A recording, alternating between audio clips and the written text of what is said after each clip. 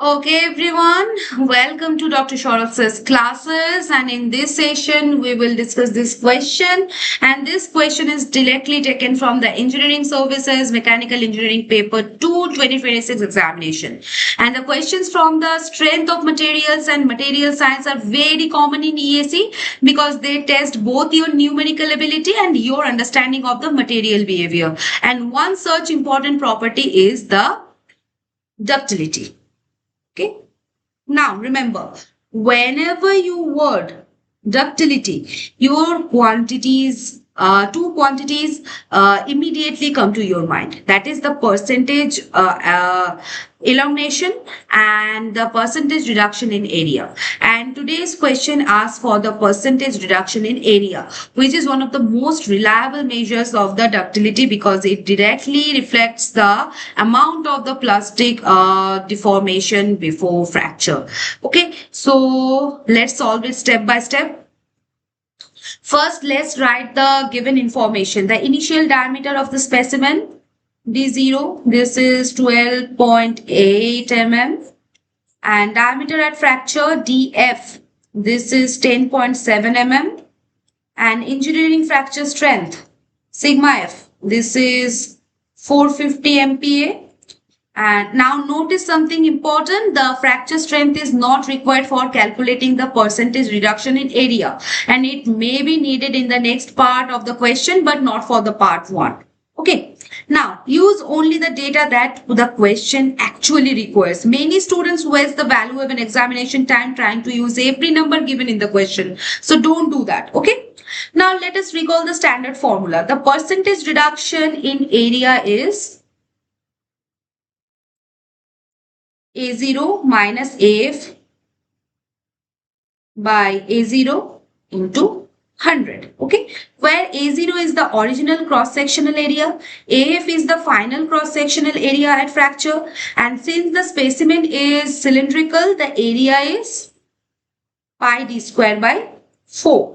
And instead of calculating the area separately, we can simplify the formula. So substituting the area expression, we are getting percentage of RA. This is D0 square minus DF square by D0 square into 100. And this shortcut saves time during the examination. So always remember this shortcut for the circular specimens, and you can directly use the diameters using the pi by 4 cancel out, right? Because the pi by 4 cancels out basically, right? So this is an excellent time saving technique basically. Now, substitute the given values. This is 12.8 square minus 10.7 square by 12.8 square into 100. So first calculate 12.8 square. This is basically 163.84. And this is 114.49. So therefore, this is 49.35 by 163.84 into 100. So this is nearly about 30.12%. Okay. So the ductility in terms of the percentage reduction in area is 30.1%. And this is our final answer for this question. Okay. Now let us understand what this answer means. Does a reduction in area 30.1% indicate the brittle behavior? No, a reduction in area of about 30% indicates that the material has undergone a considerable amount of plastic deformation before fracture. And the greater the reduction in area, the greater the ductility. And that's why the reduction in area is considered a very good measure of the ductility. Okay, now, why is percentage reduction in area often considered a better measure of ductility than percentage elongation? Because reduction in area measures the localized plastic deformation at the neck, which directly represents the material's ability to deform before fracture. Okay, now, this is the thing basically.